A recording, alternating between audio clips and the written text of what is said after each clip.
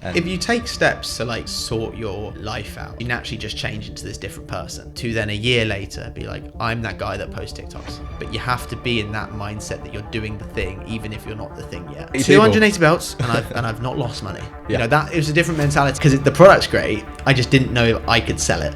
I think that's always the one thing. It's like, I know it's a good product. I've used it. I wear it. Everyone else uses it. Can I sell it though? You know, that's like, can I get this to people to buy it?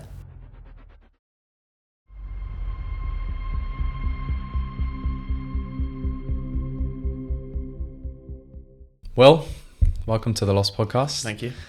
Can you give us a small introduction into your life? Yeah. My name's Will. I'm 27.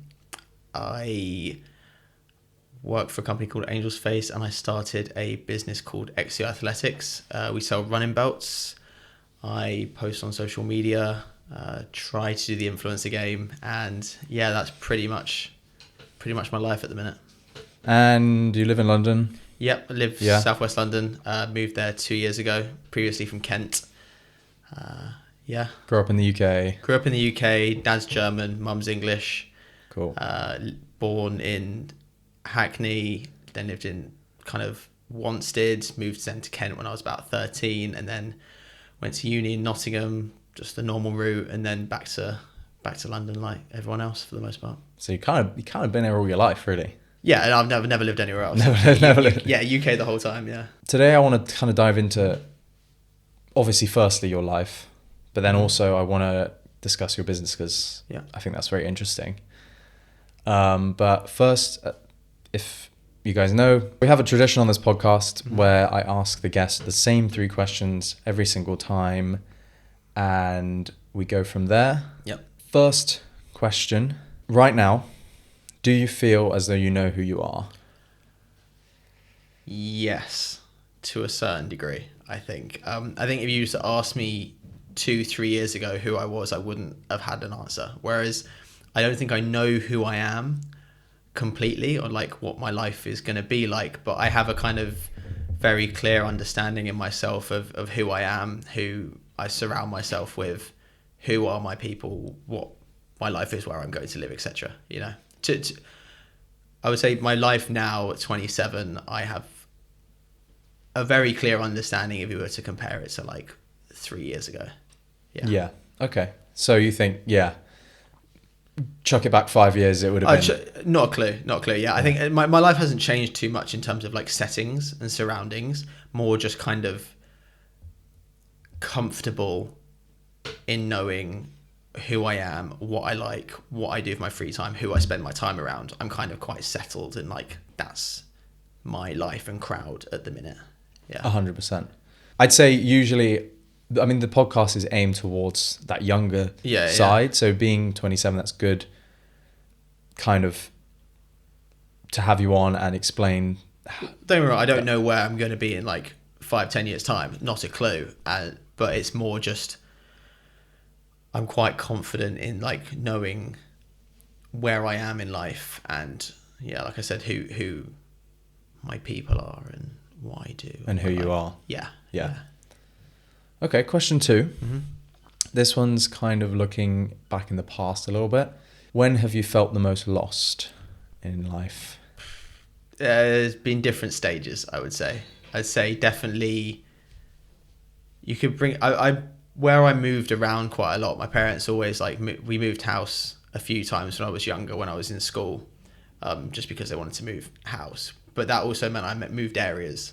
So there are different phases. Like I moved from kind of East London to Kent when I was, I think, 12, 13.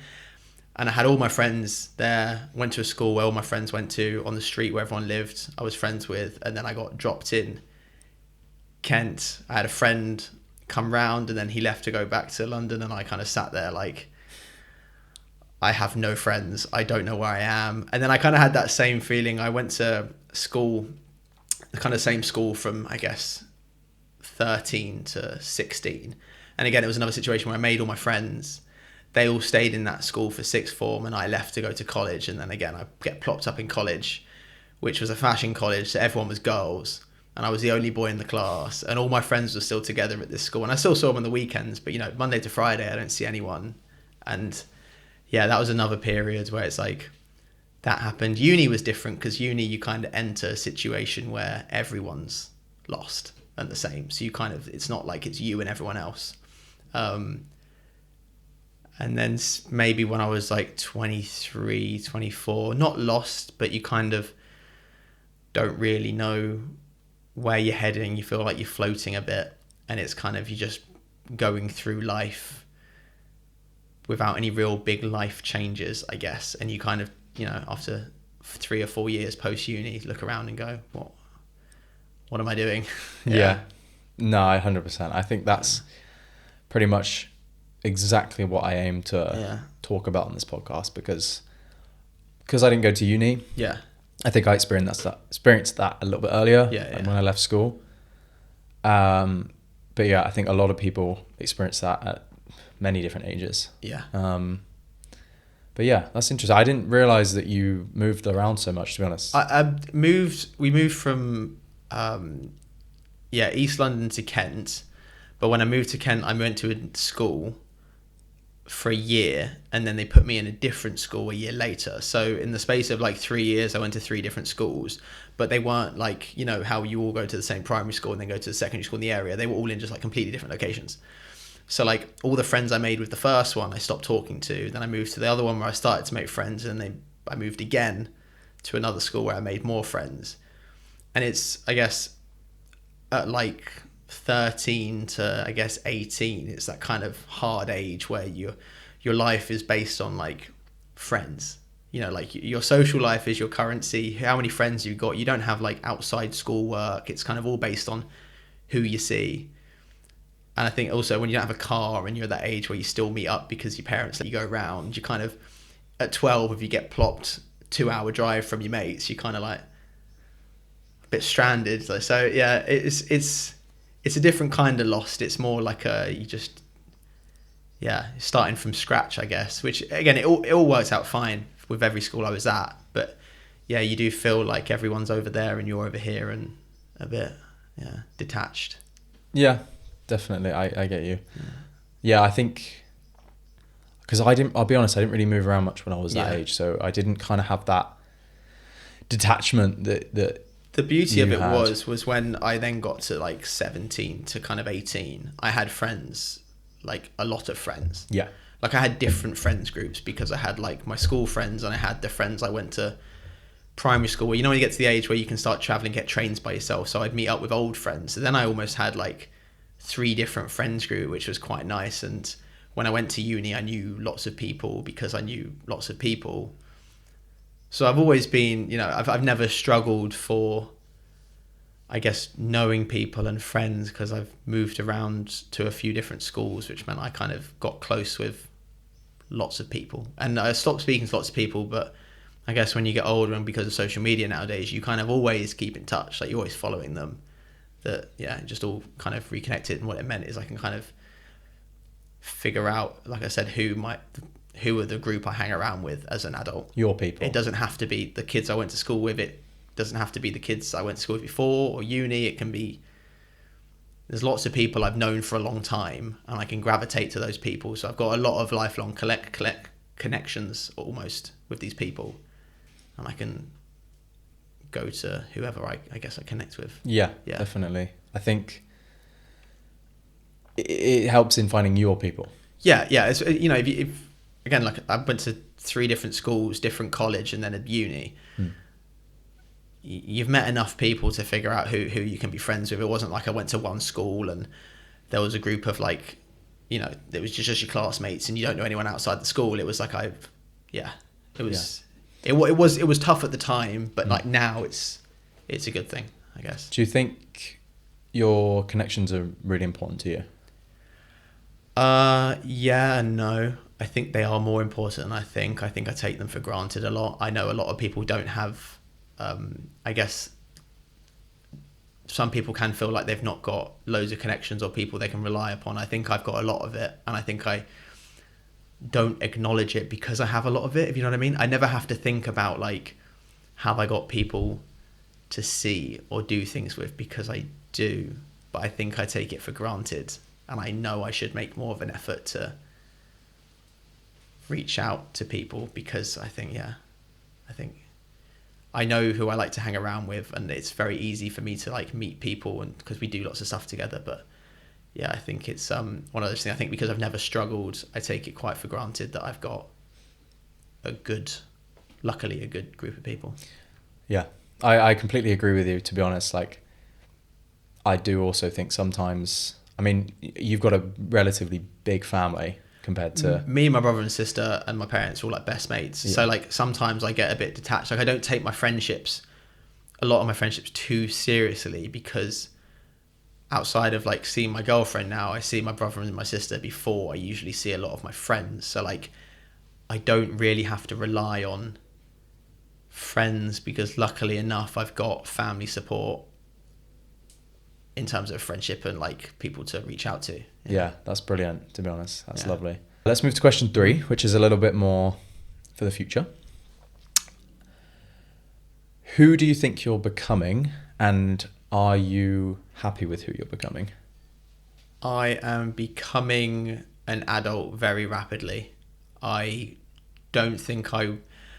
think I'm on the pathway now to becoming like, I guess, not what I thought I wanted to be, because I actually didn't have an idea of who I wanted to be or what my life wanted to look back. But you kind of, I think when you start to get a bit of traction, you stop thinking too much about the end goal, and you're more just like thinking about the next step almost. So like there isn't like a man I want to become. It's kind of just taking every day as it comes and finding the excitement every day. And I do definitely get caught up in like the 5 years time could be this, but I'm already in lots of parts of my life, like business, girlfriend, relationship, already way past a few markers that I thought I'd be past.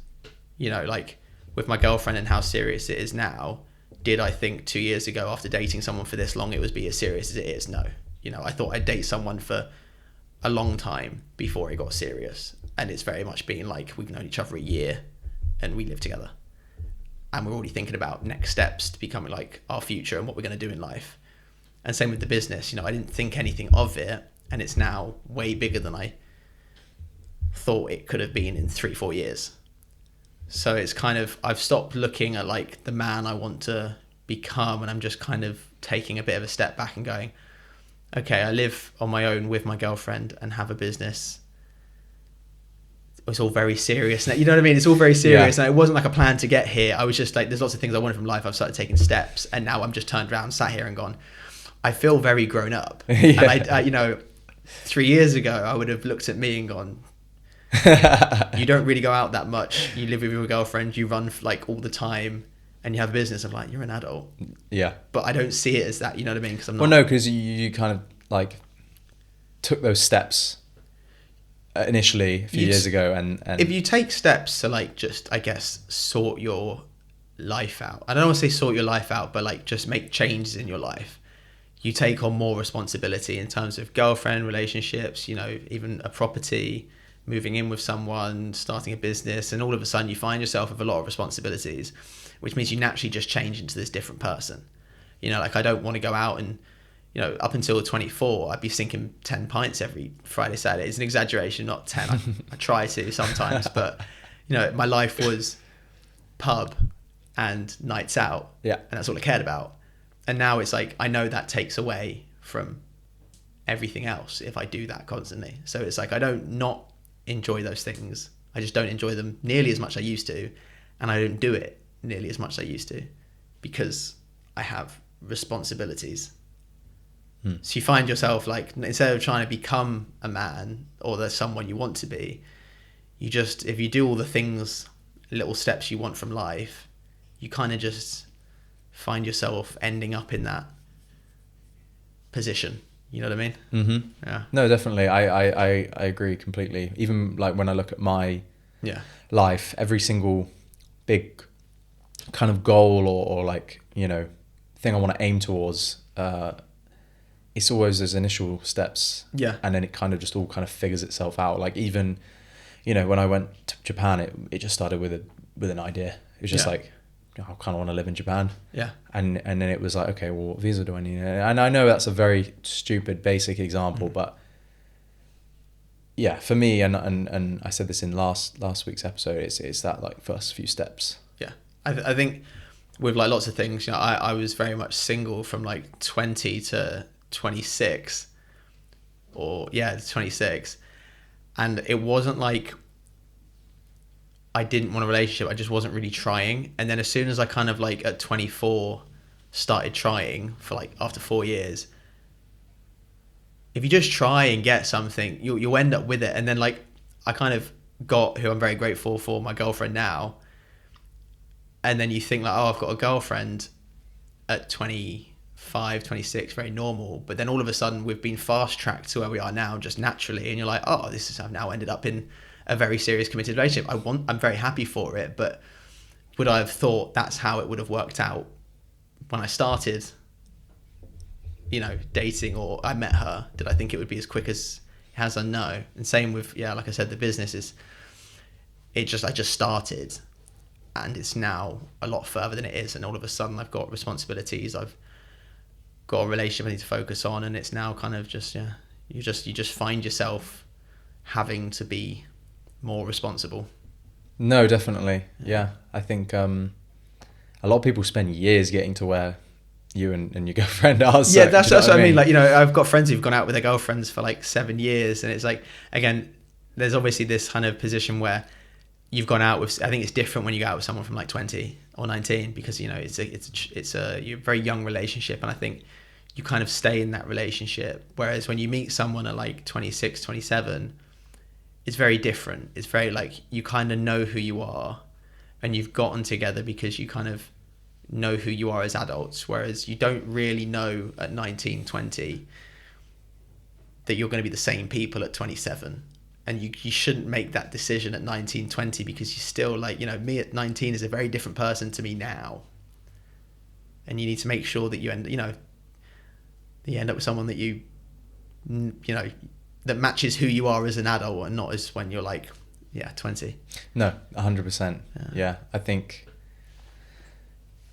I completely agree. You don't know the kind of person, and from your story, it sounds like you didn't really know what the kind of person you were at that age. So no, like not a clue. But only when I met my girlfriend, it's kind of like we met at a time where I was on the end of figuring stuff out, and so was she. And I think I met someone where we kind of matched on a everything sense, like in terms of where we were in life, in terms of where we are with our businesses, with everything. It's like we've kind of gotten closer because we're kind of doing it together. Like everything we do, I'm super invested in what she does because it's very similar to what I do, and she's invested in what I do.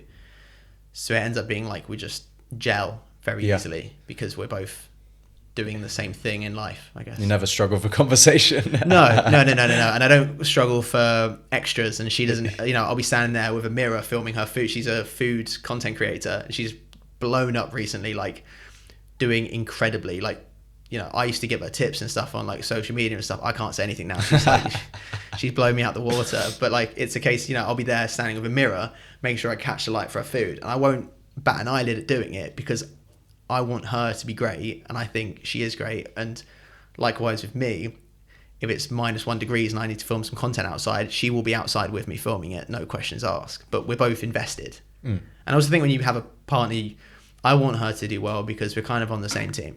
It's different to a friend wanting you to do well because it's like, you do well, you don't do well, my life is the same. With a partner, it's like, you do well, you win, I win. You know what I mean? Like, if I win, you win. It's like we're both winning here. Yeah. So yeah. No, that's. I think I'll be honest. That's like the ultimate goal. For I don't most think people. I could have done what I did without of being with her.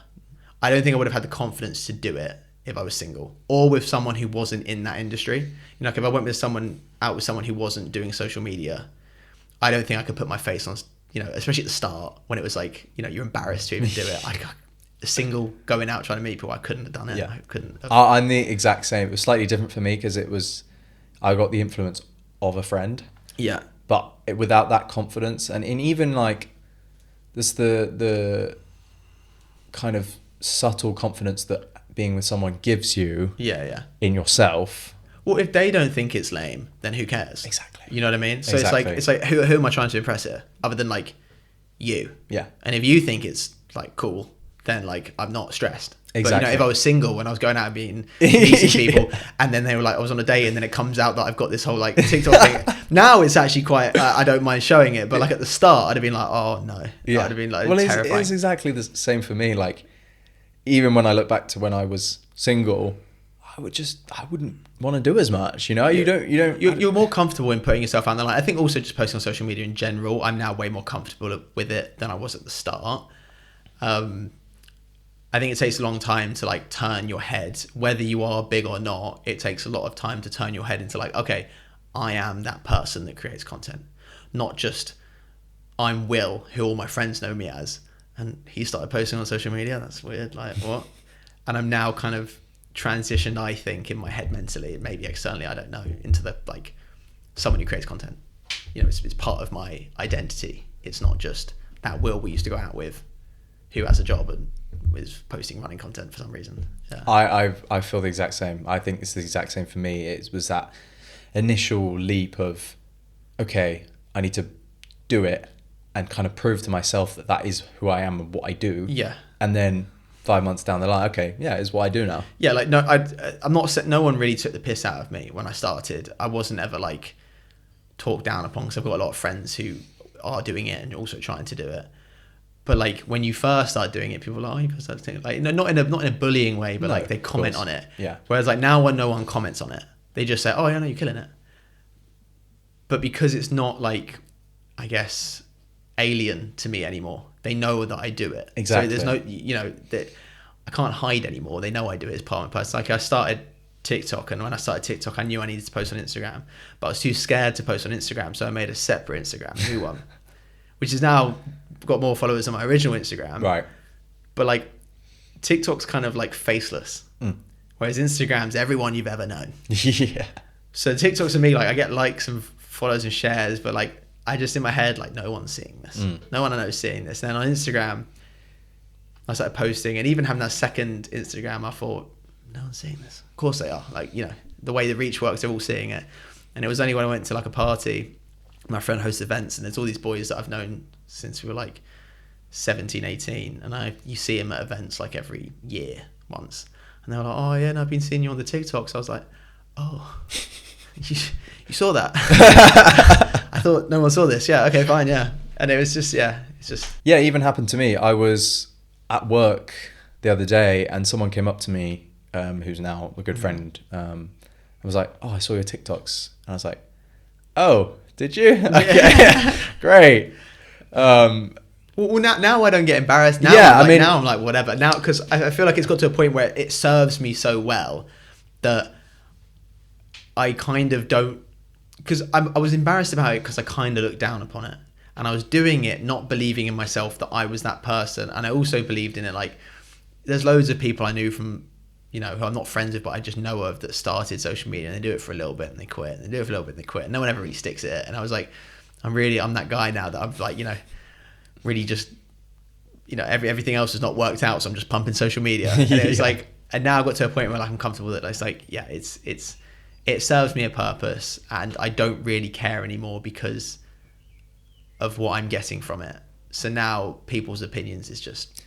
I've reached the exact same point. I'm like, I could not care at all on people's opinions. Like I'm so far beyond that. It's just like, this is what I do. I do it every day. Yeah. You know, it benefits me.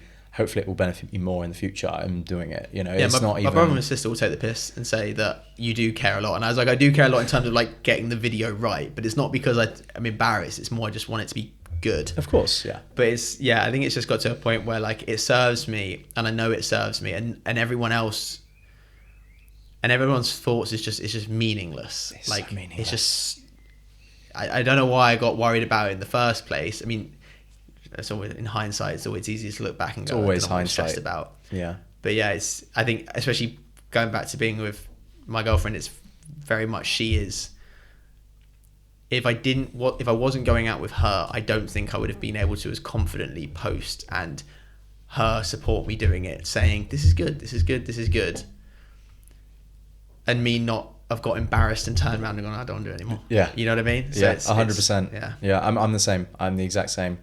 Like without, it's kind of like that underlying validation that isn't really. She's the only person I need validation from. Exactly. And if she likes it, then like everyone else is meaningless. And I think that goes back to the point of like coming into the man or person you become. You kind of like those massive going out events you used to go to and all those people that you used to see. You get to a point in life where you realize it's all meaningless.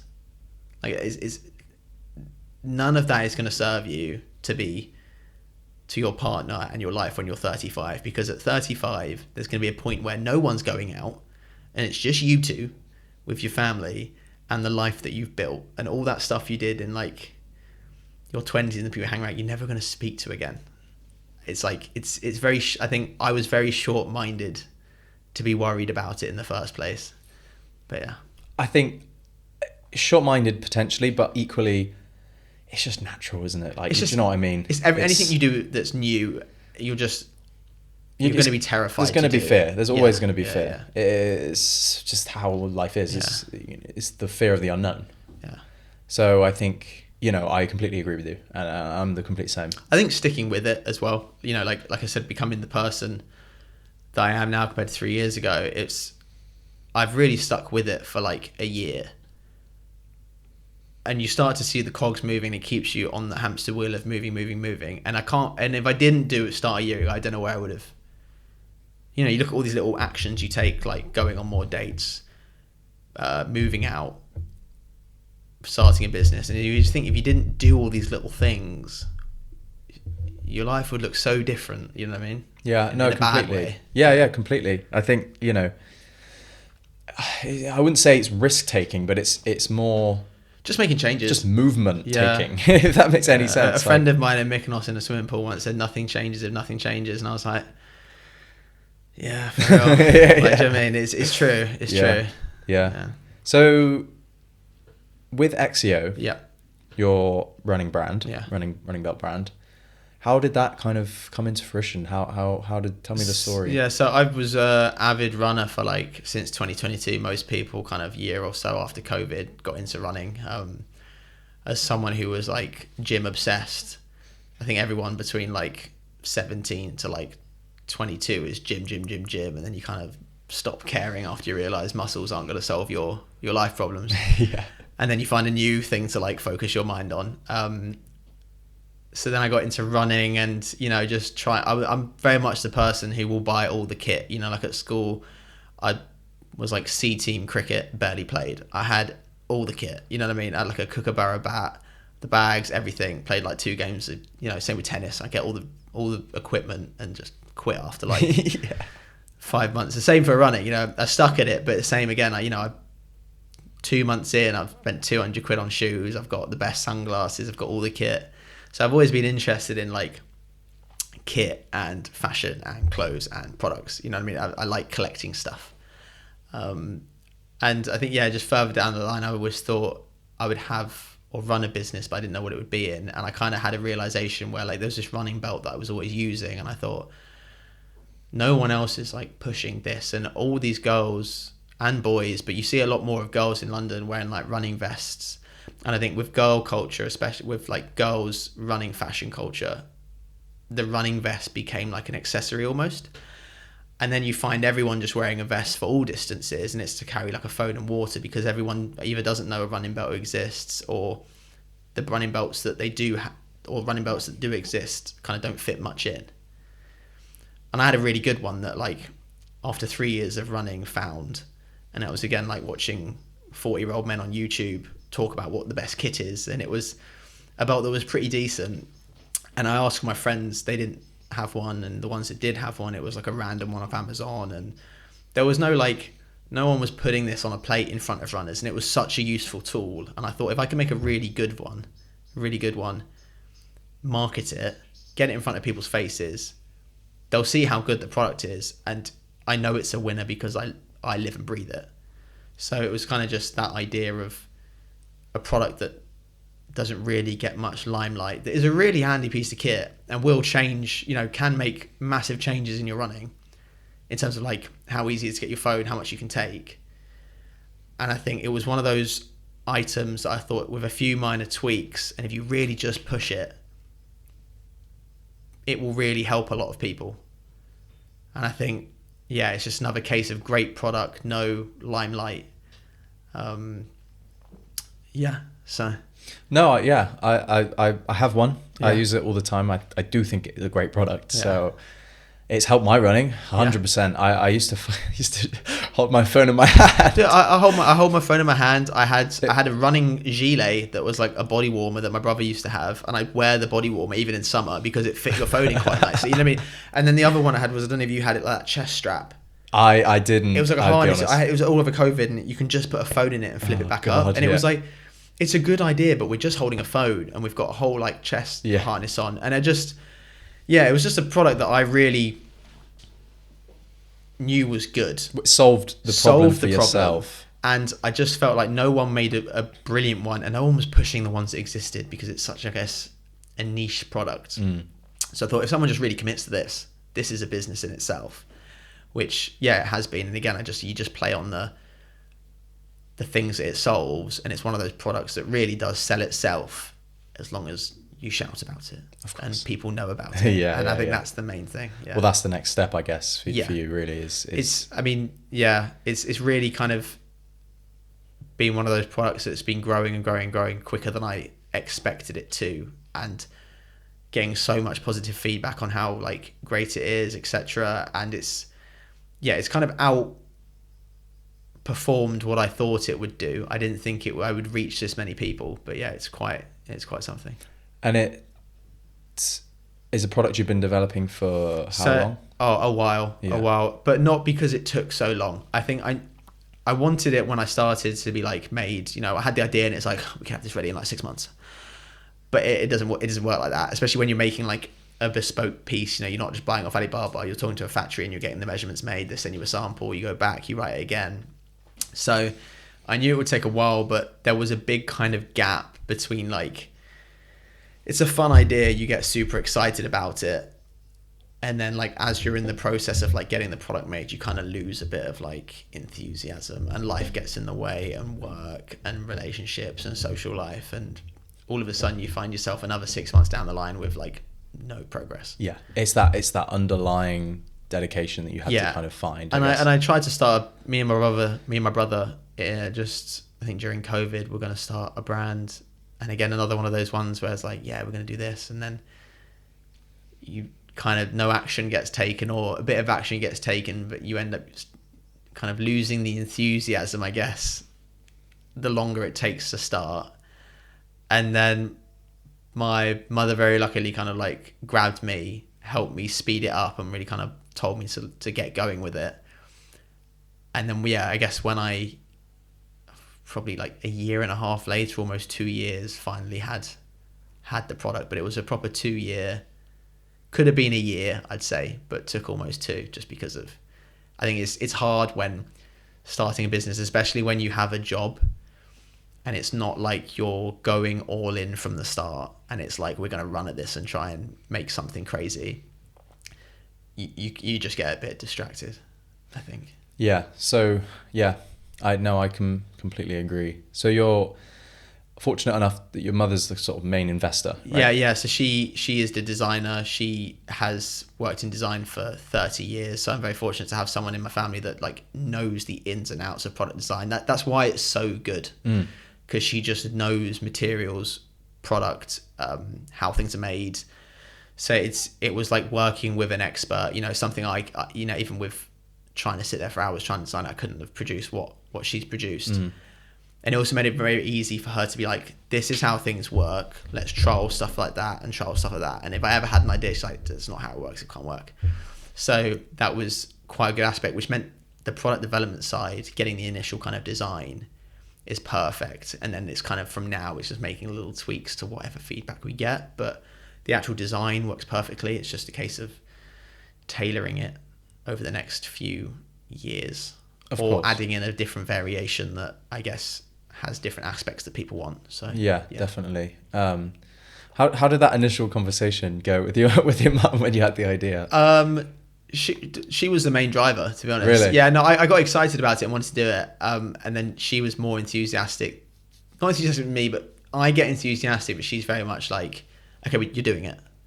You're doing it. We're doing it. Fine. And that was really came into fruition when we made the order for the initial, and it was a lot of money. It's that realization of. And she was like, yeah, do it. It's fine. And I was like, oh, like sat in bed, like going, like, oh no, like you're thinking like, this is like, I had to order 1,200 as the first order, right? You know what I mean? Like, and I was just laying there like, oh God. And my brother's very different to me. He's one of those people that like doesn't believe it's not going to work out. Like there's a Talladega Nights quote. It's like, I wake up in the morning and piss excellence. Like he just wakes up and he goes, I'm the man. I'm the shit. I'm the shit. Like, no one can tell me otherwise.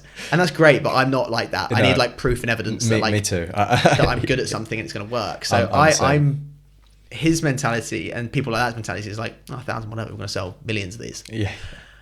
I was like, oh God, 1,000. Yeah. Haven't sold one yet. I was working out like how many to pay off the stock. And I was like, 280. Okay. When you say it like that, 280 sounds less. I've only got to sell 280. I just got to speak to 280 people. 280 belts, and I've not lost money. Yeah. That it was a different mentality. It wasn't like I'm going to the moon and making millions. It was like, unfortunately, in a very pessimistic way, I was like, just break even. Yeah, just need to survive. I don't want to I don't want a bunch of boxes to be in the basement, and we all just laugh at that time that Will had 1,000 belts that he never sold, and they're just in the basement. Like that was my driving force to really like go, okay, we need to start posting every single day, and I need to get my face on the camera, and I can't be embarrassed anymore because I'm going to look really stupid. Because the product's great, I just didn't know if I could sell it. I think that's always the one thing. It's like, I know it's a good product. I've used it. I wear it. Everyone else uses it. Can I sell it though? That's like, can I get this to people to buy it? So you started off. It was just organic. Organic marketing, and what kind of impact did that have? So quite a lot. So I think the good thing with buying the belts, 1.2k is that it really makes you think, I've got to get a move on. Like it. It's kind of a kick up the arse. If you order 200, it's like, 200, whatever. You know, like I'll make some TikToks and see them sell it. 1.2k is like, okay, no, I need to live and breathe this right now because this is a lot of belts I need to sell. And you get wrapped up in these brands now launching, and on launch day they sell out. So you get wrapped up on like launch day that you have to sell out. If you don't sell out, again, I've got 1.2k, I'm never selling out.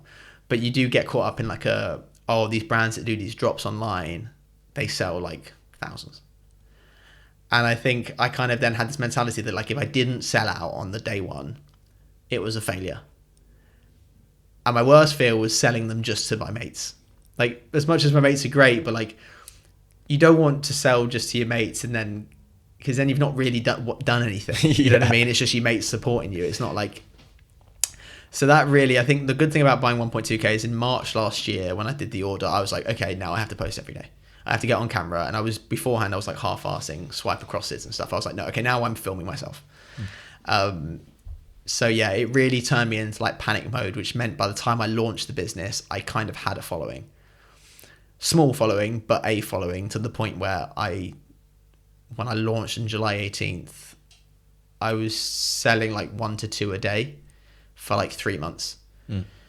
So that's good. That is really good. No, it's really good. Like for startup, for someone who hadn't run any ads, Yeah. nothing. It was all just that. And I didn't really know how good it was till I met these 2 other boys who have brands and businesses, and one of them's a fashion brand. And I was talking to him, and I told him about how much I do organically. I was like, I only do X, but it's all organic. And he was like, oh, that's so good. I was like, oh, is it good? Because like you see these influencer brands and they sell out on drop day organically, but they've got like 500,000 followers. It's like you get caught up in like that's the norm, and it's not the norm. You can't compare to that. You can't compare to that, but that's all you see. Yeah, because no one voices selling 1 or 2 products a day. You know what I mean? Like no one's flexing that. Whereas only when I met these boys, I was like, oh, okay, no, that's fine. I'm doing okay. This is good. This is working. I'm making sales. People like the product, which was nice. So I think having spent like 5 months posting about this belt and the thing meant when I launched, there was already a brand and a business there that people can buy from, I think the worst thing you can do is start the business from day one with nothing. Like, even with me, you know, if I didn't have a brand page and me just talking about it, I had people buy who watch my stuff. And within those first 3 months, I had people message me going, oh, hey, I love your Instagram and seeing how you built the brand, and when you launched it was so cool, X, Y, Z. And, you know, this isn't thousands of people, but it's more than nothing. And it also gives you a good evidence that, okay, you really tried pushing this organically. Does it sell? And if it does sell, then you know when you spend money on it, on ads, it will definitely sell. Exactly. It gives you that confidence. Confidence, yeah. Yeah. No, that's amazing. To be honest. I think the one takeaway is like, I just scare yourself into thinking that you have to sell from the start. Like, no, because I really had a panic on, like, you know, Really? like, not even like in a jokey way. Like, I was Genuinely. like sitting genuinely in bed thinking this, I'm stressed. Really? Yeah. Like, you know, not so much workload. It's not, like I said all the time with Exeo and work and relationship, it's not the workload, it's like the mental headspace it takes up, you know, like it's not that I'm sat there making TikToks for 10 hours a day. It's the fact that I'm thinking that I need to, and the ones that I've put posted, I'm thinking about, are they doing well? And it's like, I'm thinking tomorrow I need to make more, and then on the weekend I need to do this. And it's like, it's just the mental headspace, all these things take up. And especially when you have like something as big as that turning up on your doorstep in 3 months, you think, oh God, I'm stressed. And it almost, it takes up every single second of every single day. Yeah, dude, you're cutting toast and you're sat there thinking about it. You know what I mean? Like, it swallows you almost. The only way I can explain it is like, if you're a runner and you get injured and you've got like a race coming up and you don't know how long you're going to be out for, it just consumes you. You can't enjoy anything because like, all you can think about is like the beginning of the end almost. Yeah, of course. No, definitely. I think that's a feeling I hope to somehow, that's a feeling that I hope to have someday. Yeah, I think in a weird but good way. Yeah, it's like it's motivational but like terrifying. But you don't realize that it was motivational until afterwards. At the time, you're just like, my world is this is going to end badly, and I'm doing everything I can, but I'm not enjoying it. Yeah, I didn't enjoy it at the start. Really? No, even now it's like I'm enjoying it because it's working. But at the start, before you know what's going to happen, you're panicking. It's not an enjoyment. You're doing it out of fear. Everything is out of fear. And again, it's silly because looking back on it now, like, if it did fail, nothing changes. Yeah, literally. Right. You know, like I my life doesn't change, but it's more that kind of mental loss. Well, it's the financial loss, time loss. Slightly different if you have investors involved. Yeah, which is for, you know. Yeah, it's more like for me it was like the mental loss. Yeah. For looking like an idiot. Yeah. And thinking to yourself, like, if you're kind of trying to prove to yourself that you can do something. Yeah. And that it's not going to fail, and that you are not a failure. You can make something. Yeah. So your ego has been protected. I didn't really have an ego, but like I've held my value in some way, if that makes any sense. I don't know. Like, I'm trying to prove to myself that I can do stuff.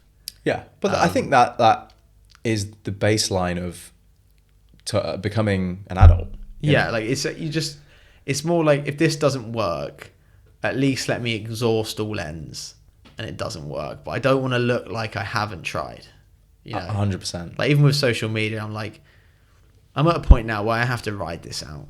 Do you know what I mean? Like, it's like I can't stop now, because if I stop, it will be like, do you remember when Will did that thing that didn't work out? And it's like, now I just have to ride this until the day I die, because I can't let it be a flop. No. You know what I mean?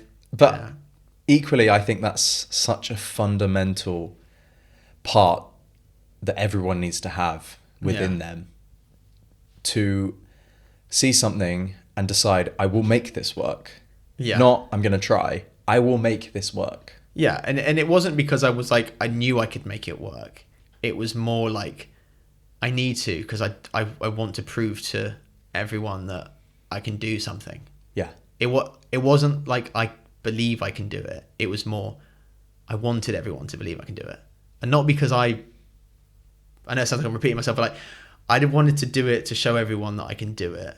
but not because I believed I could do it. I kind of, Yeah. I didn't think I could do it. But you just have to. I just wanted to prove to myself and everyone else that I could do it. Yeah. If that makes any sense at all. No, 100%. You know what I mean? No, like, I completely get you. I didn't have the confidence that I could do it. I wanted to be the person that could do it. Yeah. Yeah. And I think that always comes into play at the beginning of anything. Yeah. You know, even when you start, you know, a new sport or a new hobby or a new business, even when I started with a camera, right? You know, my first videography job, I didn't have a camera. I got the job before I invested in the equipment. But like, I knew that it was an avenue that I wanted to pursue, and I knew that I needed the work experience. So my first videography job, before I'd even got the job, I went to my dad's house that he was selling, got my phone, took a video around the place with my little phone gimbal and a phone. I go, okay, yeah. And you know, I was back and forth emailing them, you know, like, oh, you know, have you got any work? What's your experience? Can we see some stuff you've done? I was kind of like, well, you know, I kind of have nothing, but I have an empty property. Let me go and film and show you what I can do. Filmed it, learned everything, you know, sat there on YouTube, you know, editing tutorials. How can I blah, blah, blah, change this, made the video. Yeah, okay, we'll take a chance on you. And then when I got that, that's when the camera came in. That's when the equipment came in. That's when I decided, okay, let's take this leap. Again, I'm just learning on the job and learning on the... Yeah, you know. I think it's it's always about just kind of doing it and then seeing where you end up. Yeah. And not thinking too hard that, like, I look back now and it's like I wanted to be X and have this many followers and have this, and until it's like something that's good. And I've quickly realized you don't need any of that for it to be good, you know. It's just that initial confidence you need. Yeah. But like with myself, I didn't have the confidence to do it. It was more just me just doing it and then seeing. And only now I've got the confidence. But again, it all comes down to proof. Like you have to prove to yourself that you can do these things to believe it. Some people just believe it. But I've never been very good at anything. You know what I mean? I've never been like exceptional at sport, academics. You know, no little thing that I am better at than everyone else at all. Or naturally skilled at. I'm the exact same. So it's like I've not got this like underlying belief that like I'm good at stuff. I can do it. Like, so I think only now after really like trying this year, I've kind of got like this proof that, oh, I can make a really good video. I can sell a product. I can do this. But it's only 10 months down the line that I'm like, oh, okay, no, you can do it kind of. You're kind I think, okay. But you also, you know, it's interesting because if you hadn't had that mentality of, you know, a little bit skepticism and you were full confidence, you might not be where you are today. Yeah, I think because if you went in with full confidence, I would have not had my foot on the gas as much as exactly 100%. I think the aspect of me failing being terrifying meant that I woke up every day going, I have to post and I have to make some content. And if I don't, I get really angry at myself and I get really like annoyed and kind of fear the worst, which meant, like I said, which meant organically there was so like I got really good sales because I put in all that groundwork for 4 months before even launching, because I was terrified about not selling anything. There wasn't this idea that like, oh, we'll launch and then I'll start running ads and maybe a year down the line we get some sales and then with this big company. It was just I just needed to sell what I had, like badly. But that I think is so important when starting a business is kind of that giving yourself that like nudge that you just need. Yeah. Like, so for example, in your case, investing in that 1,200 belts. Yeah. For you, I would have never, unless my mum pushed me into it, I wouldn't have done it. Like exactly. I would have got the invoice for how much it was and I would have gone, ugh, that's a bit risky. No.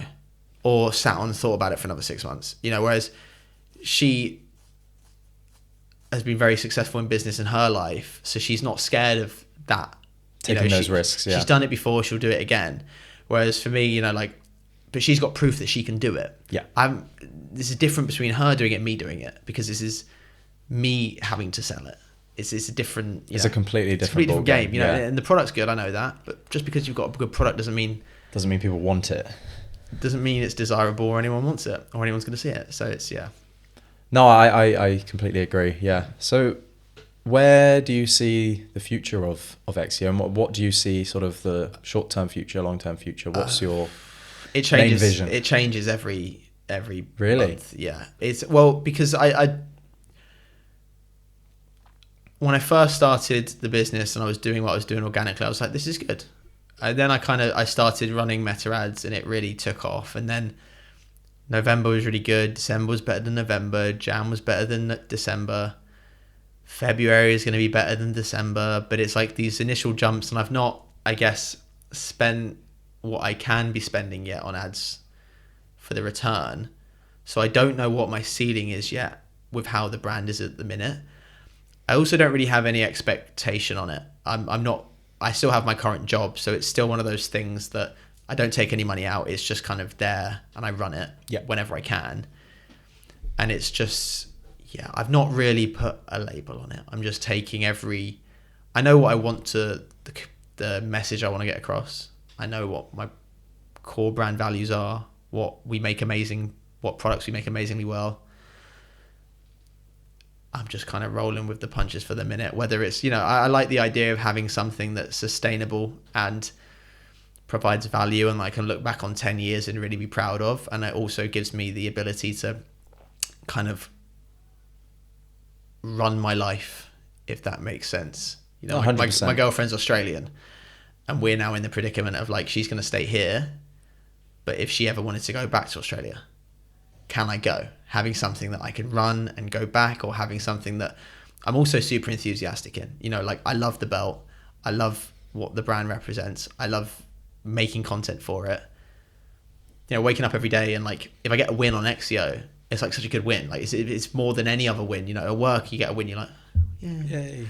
But like, I get a good review on the belt and I'm like, it makes my day. Yeah. Someone messages me and goes, oh, you love your product. It's really good. I'm like, made your week. Made my week. Do you know what I mean? Like, no amount of bonus at work can emulate how good just a nice comment is. Yeah. So I think even for me, it's been the same. I know, a slightly smaller example, but when people message me that about your content, I love your videos. Yeah. How did you film this? I'm like, it's with my phone. Yeah, and it's like no. It's not even like it's not even it's changed your life. It's just something you're really passionate about. And that you've invested a lot of your time and creativity in, and someone says they like it, and it's like, you like my stuff. Yeah, that's great. I completely agree. Yeah, I think I'm not trying to look at it as like this is something I need to make flip in 10 years, and it's not something I need to look at it and go, I need this to run forever, because I know that's not sustainable. But I'd like to look back and go, I created something that's really cool. People really liked, and just like I can be proud of. You look back and go, I built something that's really good. Like really not rubbish. If that, No, 100%. There's no real plan. Yeah, it's just kind of rolling, and we will see where we end up. I know the core values. I know the product, and we're just taking I think only once I get a year or two down the line, I can step back and go, okay. This is our business. This is our market. This is our product. This is the cash flow, etc. Where do we go from here? At the minute, it's still like every month is better than last month. It's like, You know what I mean? Like it's I can't plan when like every month is just getting better considerably, and we're not maxing out all of our avenues of what we're currently doing. So we can just do more of what we're doing to get more return. So I think I can't plan anything. You can't look into diversifying just yet. Is basically what and I can't look into like basically there's no what's the word, like targets in terms of revenue. There's no targets in terms of spend. It's just kind of like we're going and moving as it moves, and we will adjust accordingly. And then in 2 years, if we're maxing out all the avenues, it's then okay, so what is this business? What's our core market? Who likes us? Who doesn't like us? Yeah. Do you think you've always known you want to be an entrepreneur, or has that changed throughout your life? I think as like a kid, I knew that going back to me not being academic, I I kind of knew that I would struggle, I guess. Not knew I'd struggle, I might be fine, but I had the idea that I wouldn't be great in the workplace, having to like, I don't know. You know, you just like, you're 15, you have a idea in your head that like, I'm not good at maths or science, etc. So I'm not going to be good doing like corporate jobs. Probably didn't really have anything to do with it, but in your head you think like, I can do that. And also my mum, from, I guess, since I was the age of like 5, has been an entrepreneur, created a business that is, quite something. And she's been running it for 20 years. It's grown every year, super sustainable. So I've watched her really just kind of grow something from what started in our basement to now something that's quite impressive. And I think watching that, I was like, I think I'll do that. Because my dad was very much same business for like 10 years, then another business for 5 years, working for a company. And I think she instilled in my mind that, and all my siblings' minds, that we should do our own thing.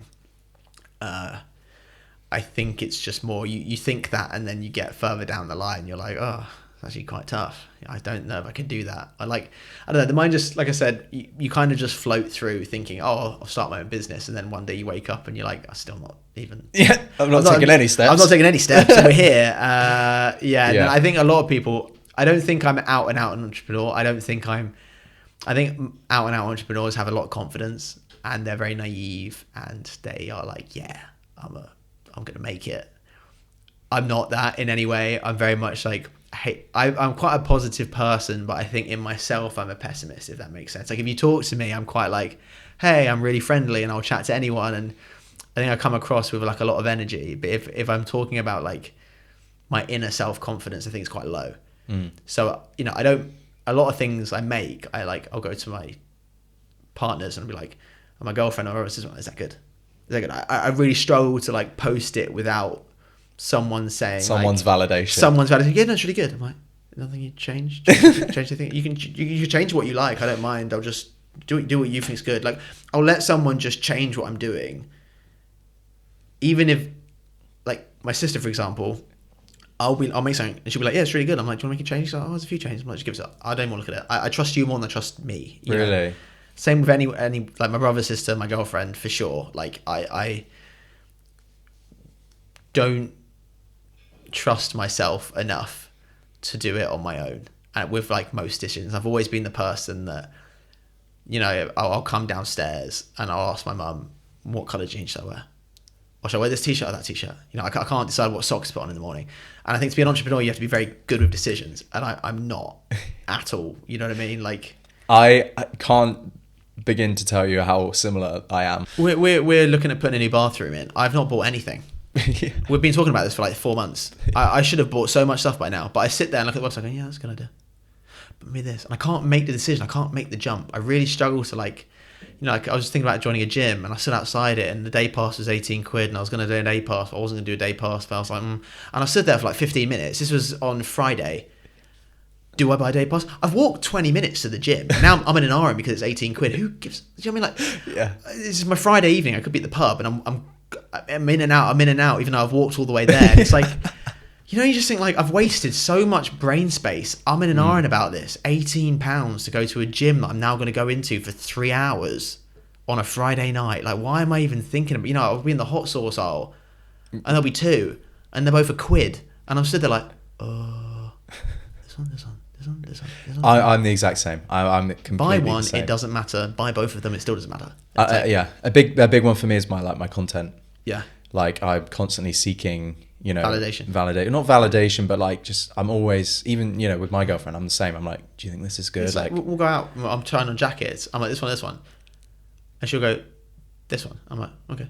My opinion is now void. I don't care. I don't care. I want you to pick for me. Yeah. I can't make the decision. So I'm the exact same. Yeah. So I think that comes like being an entrepreneur. I think like my mum's very good at that in a sense. She's very good at making decisions. She's in or she's out. Yeah. Yeah, and that decision can change from day to day, but on any given day, she's happy to make that decision. Yeah. So one day she might be no, but there might be a very similar decision another day, and she might be, oh yeah, it's fine.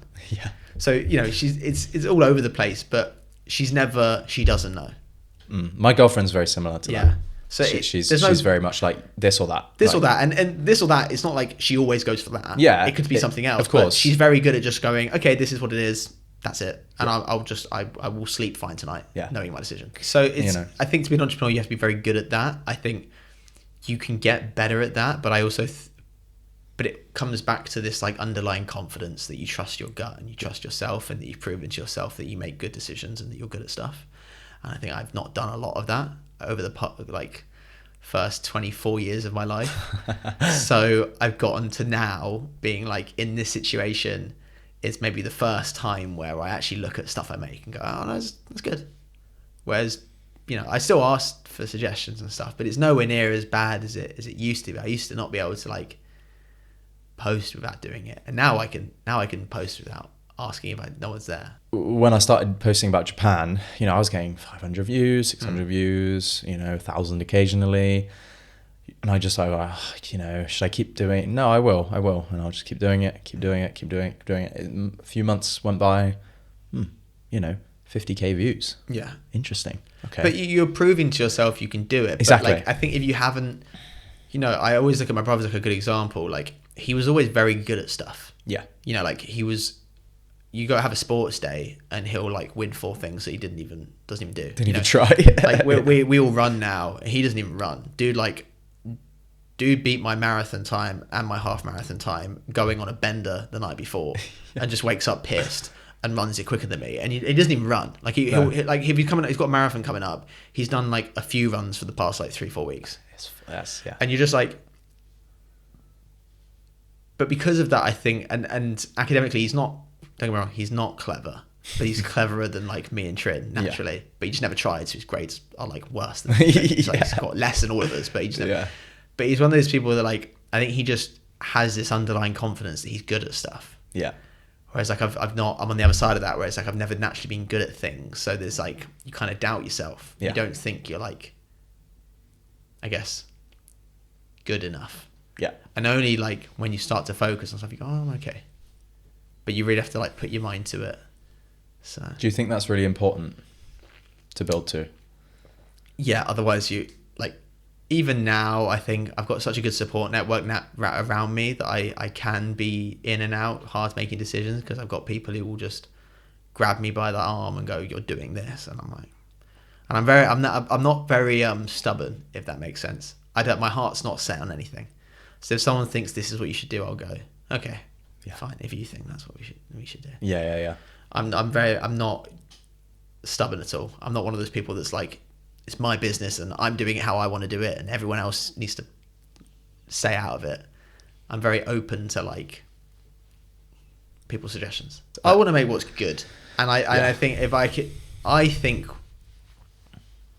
things are good, but someone else might not think it's good. I mean, you've probably done so many times where you think something's really good and everyone goes, nah, it's crap. And you're like, oh, okay, all 5 of you think that's crap. It's probably crap. You know what I mean? Like, yeah. So it's I think I'll never be at a point where like I'm happy to just go. I mean, maybe I'm happy to just go with my decision, but yeah, I think to be an out and out entrepreneur, you need to be very good at that. And I don't think I am great at that. I think I'm just going along, and we'll hopefully get there one day. Yeah. Do you think entrepreneurship is for everyone? I mean, I know there's like a big wave of people starting businesses now. Do you think that the movement out of the 9-to-5 is a good thing? I think it works two ways, because I think everyone demonizes the 9-to-5, and I think it's kind of wrong, because don't get me wrong, if I was an academic weapon and I went to a brilliant Russell Group uni and then I did a master's at a top tier uni, I wouldn't be starting up my own business. I'd be doing some form of, I don't know, high finance role, etc. Probably, like I'm not only with Keely. My mother has created a very successful business, and I know how much we make and how much she pays herself, and it's not a lot. And it kind of gives you an idea of how much money you need to make to be able to pay yourself a substantial wage. Now, if you can go into a high finance role and earn 200, 300 plus, very stable with a company that has been around for decades, in my eyes, that's a very good deal. You know what I mean? I think entrepreneurship is a great way for people who won't be able to achieve that, to achieve big things. But I also know, if you have a business that turns over a good amount of money, you don't actually make that much money. You know what I mean? You don't end up with that much money in your pocket. Yeah, I think a lot of people don't realize that you are separate from the business. Do you know what I mean? Like people think people that run businesses, got this crazy. If your business makes 10 million, you don't have 10 million. Yeah, you know what I mean. If your business makes $1 million, you don't even have $500,000. Yeah, like it's not the number, and all this business has to pay for itself. So like the numbers, you'll probably earn more money working for someone else if you really work your way up. But for people like, if you're not going to be in those top tier high performance roles that are just those people that are just clued up networking, like my cousin's wife works for Google in San Jose, killing it, like really? Absolutely killing it. Yeah. And like, she's at a point now in a company that's so big that like you could never do your own thing. Like, you know what I mean? Like what you ever do would never amount to the life you've created for yourself. Like she's like the face of Google. Yeah. And it's like, that's incredible. Yeah. Nothing you could do would ever top that. Right. Yeah. So yeah, I think there's two ways to look at it. I think there's a very like getting settled in a very mundane 9-to-5 that you're on a very modest wage for 30 years. That's very different to like striving to be the best in the top companies in the world. Yeah, you're a director at JP Morgan. It's very, I'm not gonna throw shade at that whatsoever. You know what I mean? Like, like my cousin's wife at Google. I'm not gonna knock that in any way. That's, of course, yeah. Nothing you ever create could take you to the places and give you the life that gives you. So, yeah, I think entrepreneurship is definitely for people who. I always go back to, I look at entrepreneurship as kind of naive to think like you can just start a business. I think you have to really be an expert in what you're doing. I think people start businesses for business purpose. And I think you'll always get beaten by the people who are like... They've got skin in the game. Not skin in the game as such. Like if you start a business just to make money, and it's like, I don't know, shoes, and you're like thinking about how I can make a profitable shoe company and sell what sells, I don't think you'll beat the guy that just isn't thinking about the business. He just fucking loves shoes. His business will always be better than your business long term, because this guy lives and breathes shoes. He will make a better product than you. He will make new products better than you. He will advertise and get the product across better than you because he loves it. He'll work harder than you. It'll work harder than you.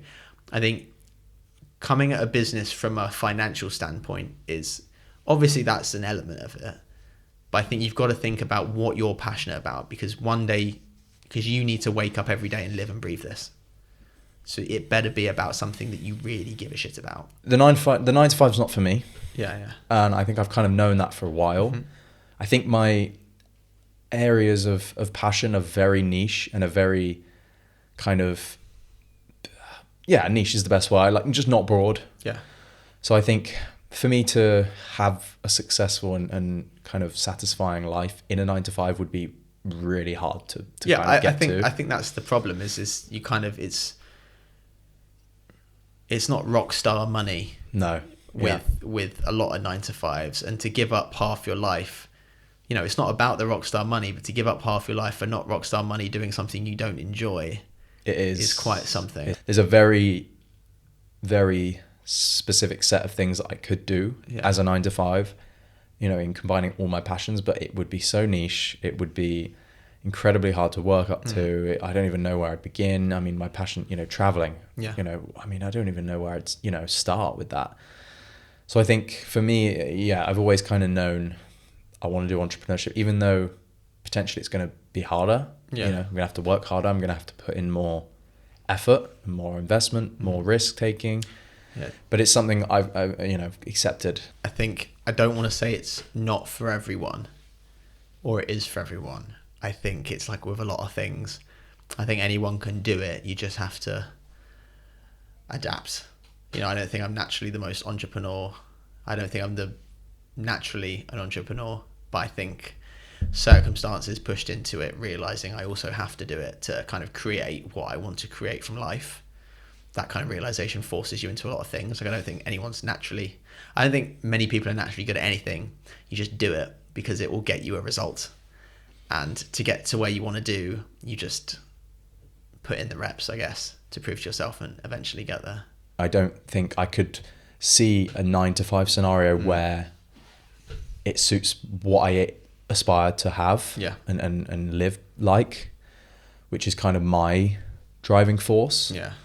I think a lot of people agree with that. I do think the 9-to-5 is kind of a little bit dying. I don't think it can die because I think it can die because anyone who's an entrepreneur needs people who want to be in a 9-to-5 or not want to be in a 9-to-5 are in a 9-to-5. And I don't think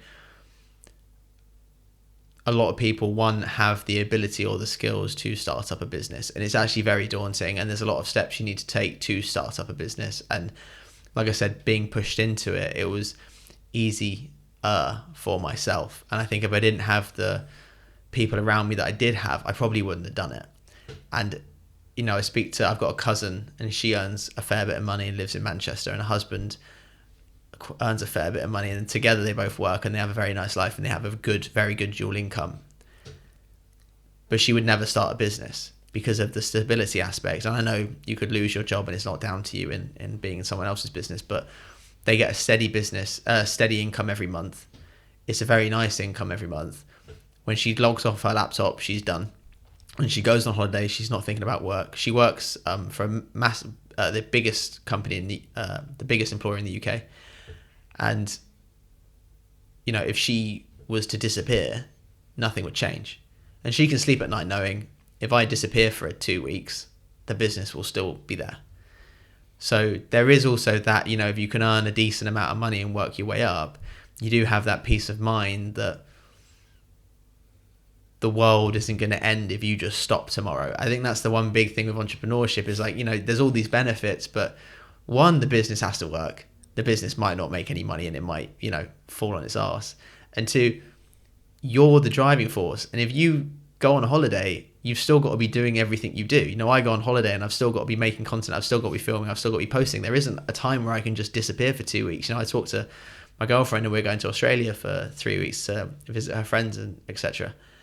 And, I know in that week I've got to do stuff. I've got to, do an event there maybe, or take loads of content there, or I can't just go away for 3 weeks and turn the switch off. So there are lots of pros to it. It's very low risk. And it's very, I guess, lower stress for a loss of job roles.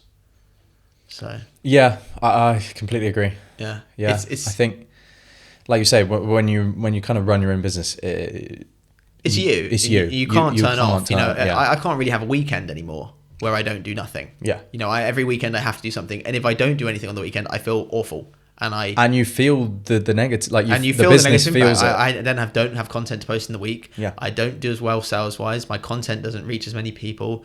I feel like I'm going backwards. I'm standing still. So you kind of get caught in this, like, not that you're always working, but you always think you should be working. Whereas with a 9-to-5, when you switch off, you can switch off. Whereas I'm not saying I'm working 24/7, but you're thinking when you're not working, you feel guilty almost that you should be doing something because you could be doing something right now. I'm sat watching the TV, but I'm not watching the TV. I'm thinking about how I could be doing something right now. So it's tough in terms of, like, compared to a 9-to-5, it's a tough lifestyle. And like I said, if you earn a decent amount in 9-to-5, your business has to do a lot of money to match that. And you've got to keep that business going for as long as you can, whereas you could be working for a company that's been around for 50 years and is not going anywhere, regardless of what decisions you make. So, yeah, I think there's two ways to look at it. Yeah. What would your piece of advice be for the younger audience that's currently watching, who maybe, they don't know what they want to do, thinking business sounds great, or potentially they're thinking about getting a job, going to university? What's your advice?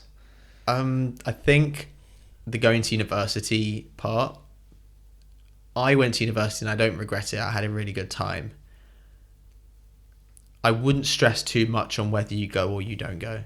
I would definitely say if you are going to get into a Russell Group uni or anything, and above, go if you can, and you're going to do a proper subject.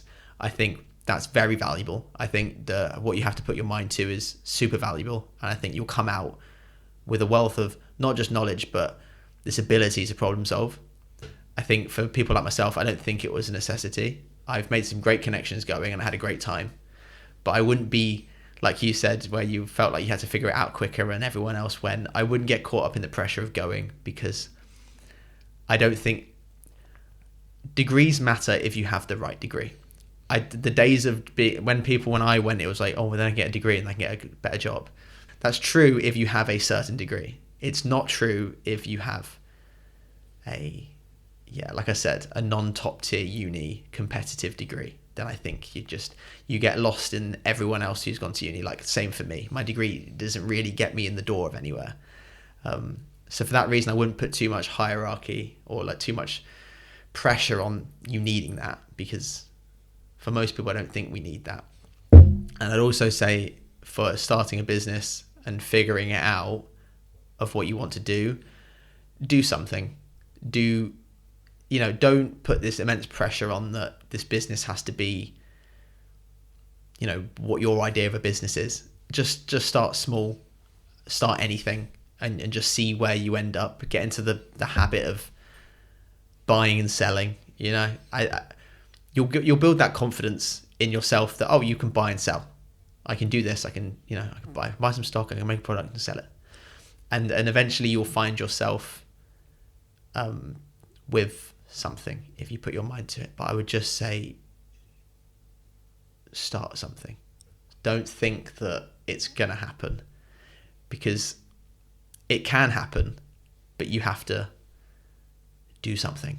Don't think that like eventually it's just going to turn into something. Don't think that you need the perfect product to be exactly what this perfect thing, the perfect packaging, the perfect website, the perfect this, the perfect content creation. You'll get there, and you realize that you don't have to have it as perfect as you think you need to I guess connect with people. I think if you want your life to change, just make small changes and it will happen. Just don't float for too long, I think, is the main thing. I second that. Yeah, definitely. I think I have done my fair share of floating. Yeah, same. It's kind of a necessity, I think, to kind of figure out who you are as part of it. But the earlier you can just try things, the earlier you can fail at things. And that's in relationships and everything. Oh, every aspect of life. Just thought I'm going to meet the love of my life and it will just happen. Yeah. And some people it does. Same with, some people win the lottery. But not for everyone. And for me, it wasn't the case. I had to date. I had to put myself out there more. I had to, be intentive. Is that the word? You had to do something with intent. I had to be intent with what I was doing to meet that person. Same with the business. I had to be very, same with content creation. I had to be a content creator even when I wasn't, to then a year later be like, I'm that guy that posts TikToks and Instagram and posts videos about running.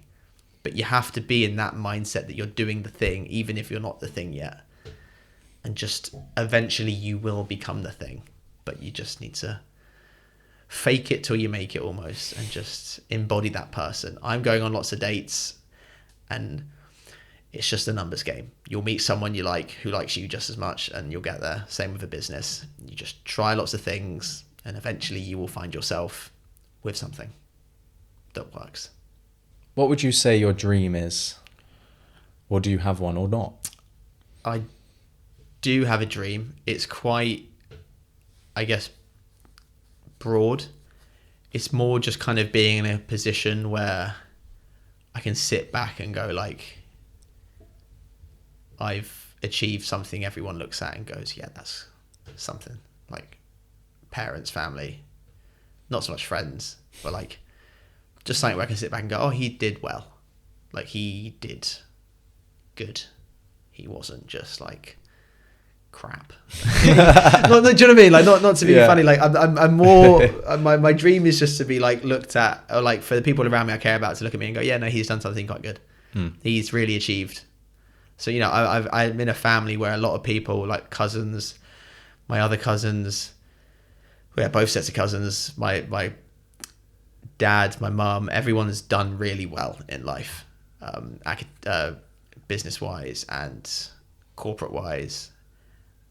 And I feel like an immense pressure to like also achieve. Otherwise, you just kind of look like you know, in the position I've been. If I can't do it, then like I am crap. You know what I mean? Like it's like you know, my parents had nothing.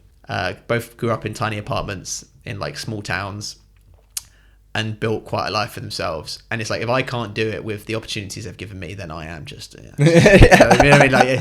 It's just, it's embarrassing for me. So it's kind of, that is my like why, is like just to, I don't want to say as a thank you, but just as like a proof that like, oh, you know, I did I took on what you helped me get, and I achieved something. And and just to be like, I guess it just comes back to respect. Like, you know, meet my girlfriend's parents and them think, oh, he's good. Yeah. He tried. He's a good guy. He's a good guy. He achieved a lot. He can offer you what we offered our daughter, etc. You know, I grew up with a very privileged life, and I would feel really awful if I couldn't do that to my kids, and I'd feel like a really big letdown if I can't give my kids everything I had. I think that would kind of be really lame. You know what I mean? Like that would really suck. Like it's difficult to go backwards. I think, that's my dream. There's no like house, or place, or location, or figure of business. It's just to look back and go, yeah, he did good. You know what I mean? I think that's all it is. Amazing that you have such a broad and almost simple. I wouldn't say simple, obviously, for obvious reasons, but it's not very specific in a good way. Yeah, it's not like I need a car or a boat or a house and I want to live on a beach and be a nomad or live in a city and live in a skyscraper. It's literally just, I guess it's just like, again, like I said to you earlier, it's proving to yourself, I've never been the most confident person in my ability of stuff. And I always have to have outside input in terms of, should I post this? Should I not post this? And I just think with everything, I've always looked around on what they're doing and how successful they are. And, you know, I look at people who are in, like, who I know, who are my age, killing it. And I'm like, oh, you're sick. I have like, you know, I thought it was cheesy 5 years ago what you were doing. And now you are, you're cool. Yeah. And I just want to emulate that. I want to be able to just sit there and go, I really did something good. Yeah. I mean, I've always been very happy with, like, you know, I always joke, like, in Fulham, there's these like red brick line houses. I could live there forever. You know what I mean? Like, like I could have one of those houses and I'd be like, I live here forever. And if someone was to say tomorrow, like, if my girlfriend was like, we need to live in Australia forever, fine, I'll do it. Like I've not got like a heart set on living here. I've never I like traveling, but I've never been one for like, maybe it will change as I get older, but I've never like wanted to see the world to an extent. Like I love going to New York, but I work there and I love like working there, and it fills up your day, and then you go for a walk and you feel like you're really living in the city. And I like, you know, going to places, but kind of like, I don't want to say working because that makes me sound boring, but like, it makes you feel like you're doing something. I don't like. I've never been one for like, I want to be able to just go there for 4 weeks, sit on a beach and do nothing. Well, not do nothing, but like, I just want to immerse myself in stuff. And I like the idea of going to like a beach, but like if I was like doing a run club and I was working at this, you know, like doing something cool at the same time. I'm just very much a productive person. Yeah. And I can't not be productive because I get sad. I'm the same. I'm literally the same. Like, you know, like I couldn't go traveling because I would wake up and I'd be like, what the fuck am I doing? You know what I mean? Like it would just be counterproductive to my life. Like, even when I finished uni and I was in that stage where like, oh, you know, we're all doing whatever, I still couldn't go traveling because I still like gymmed every day. You know, I went to work every day. I didn't know it, but that kept my head on. Yeah. You know, like if you plot me in a different location every time, not knowing where I can train, where I can run, how I'm making my income, you know, I don't need to be there. I just need to be working towards it, and that keeps my brain like sane. Like, you know, me and my friend, we used to live together. Like, we'd be hungover on a Sunday, and he could sit there for 10 hours on the sofa, just watching TV, hungover. I can't do it. No, I need to go on a walk. I need to make some content. I need to do this. Otherwise, I'm just gonna feel like the worst person in the world. I feel the exact same. So it's just, I think it's, as long as I'm just moving and I'm constantly doing something that I feel like is productive and it's getting me to becoming, I guess, something I can be proud of, then I'm fine wherever I am. There's no like... You're not fussed. Yeah. There's no like I need to, you know, when people are like, oh, my sister's always like, oh, I could live in a different country for a bit. I'm like, could, but I'm not too fussed. I can do, but can I move my business there? Will it make more? Will I sell more there? I don't know.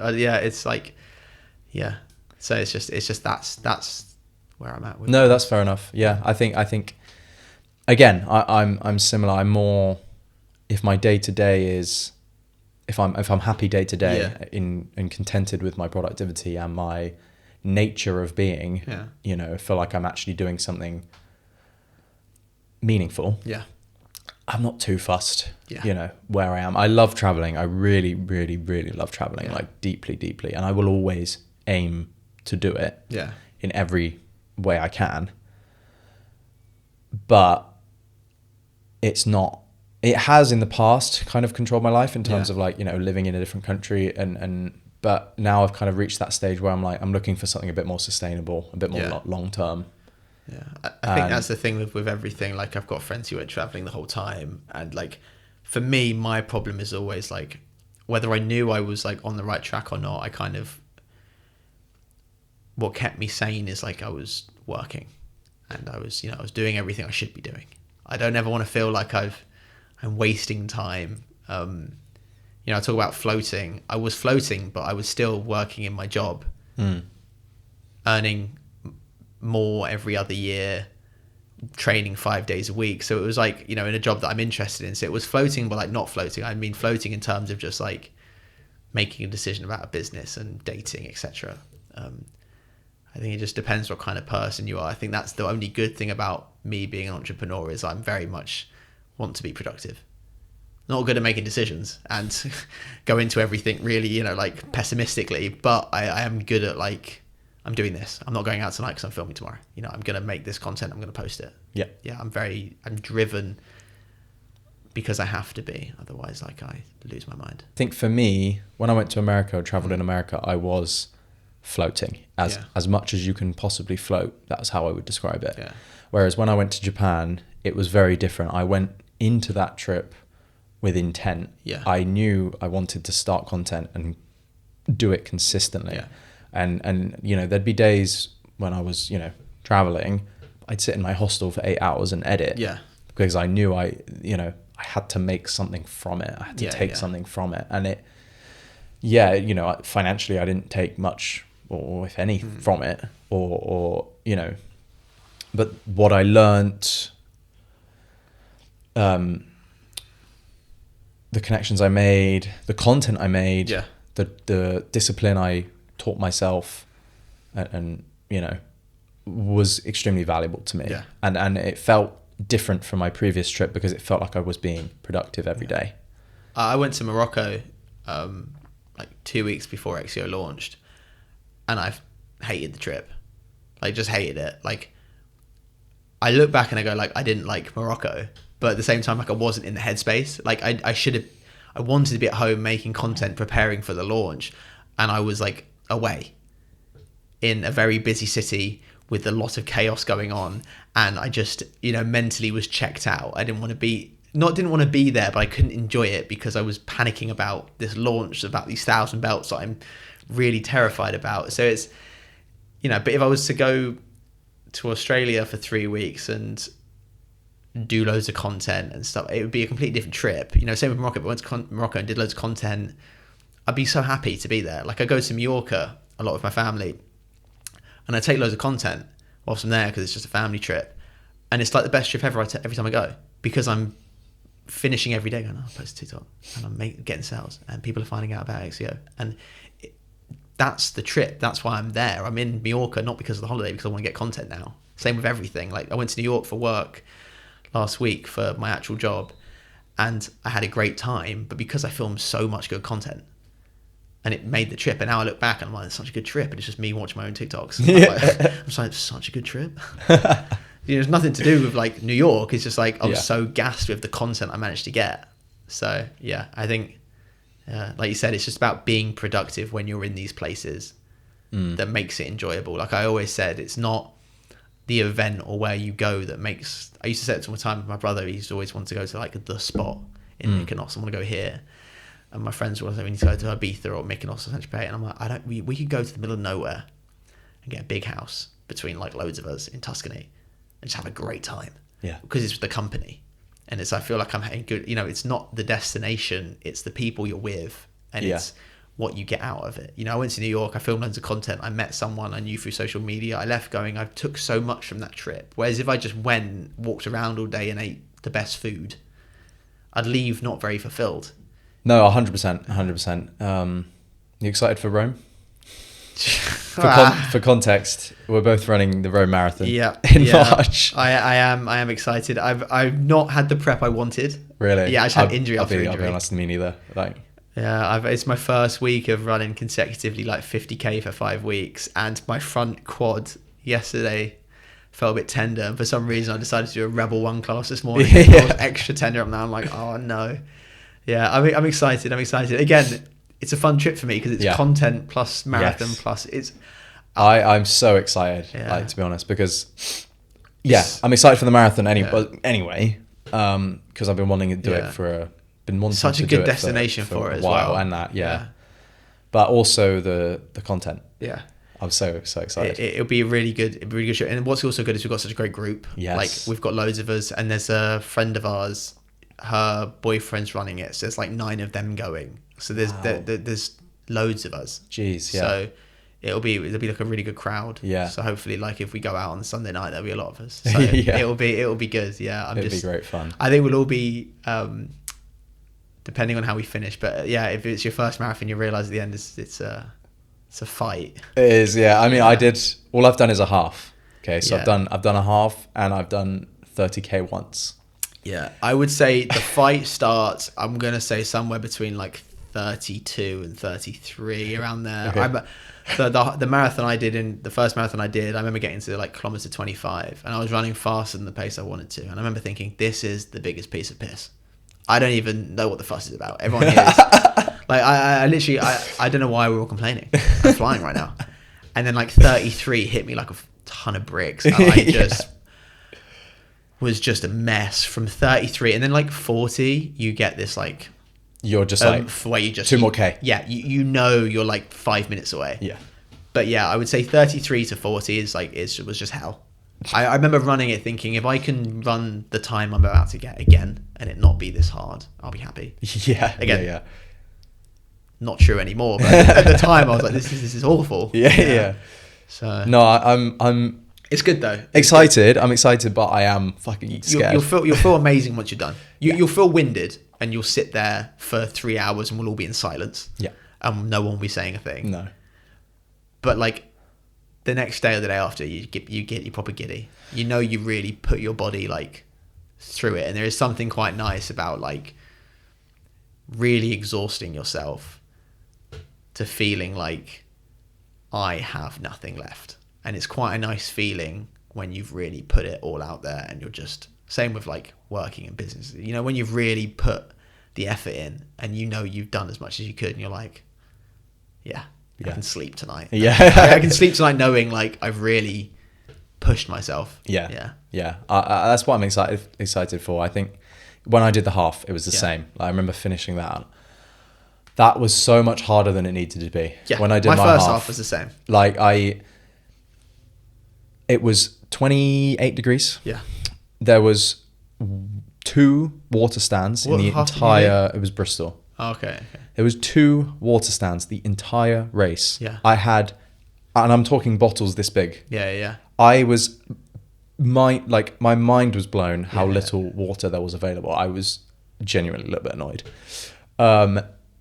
I had these gels I'd never even tried before. It made my stomach fucking turn. Yeah, they twist you, man.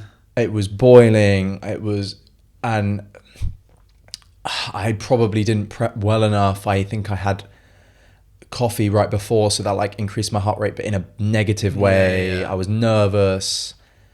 I really messed that one up. No, my first half was, again, my marathon where I blanked, like crashed at 32, but I still managed to hold a good pace. I was kind of okay. It just was like tough. But my first half, I don't even remember the second half. Yeah. I remember you're so novice as well. You just kind of turn up and it was like, again, like you said, hot.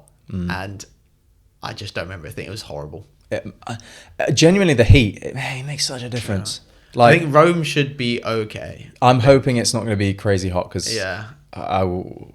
Yeah. But I think it starts at like 8 a.m. So hopefully we're done before like kind of 11. Really? 12. Yeah. I think for me, as long as I plan it well and I take my time, I'm not going for like a crazy time. I just want to finish it, you know? Like I don't have a specific pace I'm going for. I don't have a time I want to beat. I've never done one in my entire life. I just want to finish it. That's what I did my first one. I went out really hot. I went out, I wasn't going to run that fast. And I thought, I'm fine, flying. But it's just good because I wouldn't have got the time I got because I went out a lot hotter. So I gained a lot more time. I would have never got even close thinking. Yeah, I think when I did my half, I zoomed from the get-go and then got to like probably like 4 or 5K. And I was like, fuck. Yeah, no, my half was like 12 and I'm only on 4K. Yeah. Are you kidding me? Like, I'm done. And then I think, I walked quite a bit. But my stomach was turning. I was hot. I was dehydrated. I was a little bit nervous because I saw like, I think I ran past this guy and there was like an ambulance around everyone, you know. Oh, no, that happened to mine. Yeah, it was like a hot day and there was like people like falling on the floor and they look like athletes. And I thought, if you're falling, I'm done screwed. Yeah. This whole like wave of nerves came in and then coupled with the like, it was, I remember even once I think I sat down and literally took my shoe off. Yeah. So I was like, my feet are gone. So but I finished it and, you know, afterwards I did feel happy about finishing it. So, you know, I'm excited for the full. Yeah. I think I need to do at least another 30K. Yeah, 100%. So I'll probably plan that, schedule that in for next week or something. Because when I did the 30, actually, surprisingly, so much easier than the half I did. Because you're not running. But that's the thing. The half, you're going for it. Yeah. Whereas, like, that's the thing with races, when you're really pushing yourself. I think my pace on this 30 was better, considerably better than my half. Okay. I think my pace on my half was terrible because I was walking for so much of it. And then I ran another half. Yeah. I think I beat my time by like 25 minutes. Yeah. Like, it was something insane. And I just knew then that was like validation of, okay, it was just every factor on that day ruined me and just like, you know, completely affected my time. Then when I did the 30 again, it was like, okay, my feet are destroyed. My legs really hurt. I'm really bored. 3 hours of nothing. You just headphone. It's really boring, but it was like, okay, I can run this in this pace. I will say also when you're at the marathon, it doesn't get that boring. Yeah, like because you're so locked in and everyone's there. It's all right. But you have people around. Don't get me wrong. 30K on your own on a Saturday is long. Yeah, like, but 42 when you're there is actually. I never felt bored when I did it. I feel bored every long run, but I never felt bored. Yeah, and also, like you say, you have the people around you. And when I did this 30K, it was like a cloudy Thursday and I had no one, you know. But it was good in terms of like, okay, I know I can do the long distance. Like, sure, I need to do another 12, but I know I can do the 30 and I felt confident after that. But I need to do it again because I haven't done it in a while. But no, I'm excited. I'm excited, especially for the content. I think I might vlog the whole thing. I'm gonna vlog most of it. Yeah. I think it's one of those ones where there's so many good opportunities to like do it. Yeah, and I'll make it like a nice YouTube video. We can take all my gear and stuff.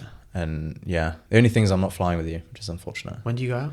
I think the 19th. What day is that? Friday. It's the same day as you. Same day. Okay. But I land like quite a few more hours after. Okay. But it was it would save me a lot of money. So, but it'd be fun. Any last words you want to leave for the audience? Anything you want to say? I would say, if you are thinking about doing something or have an idea for something, just start the thing. Even if it's nowhere near where you want it to be, don't. I think there's two ways people look at it, and it's one person who's like, get it perfect and start with something perfect. But I think just start with whatever you've got, and it will become perfect. Yeah. Also, you don't know what perfect is yet. That's true. I think what you think is perfect will actually be not very good at all until you've done it for a long time. Put the years in. Yeah, what I used to think was perfect, looking back now, is not perfect. Yeah. So, yeah. Perfect. Thank you very much, Will. No worries. Thank you. Pleasure having you on. Thank you.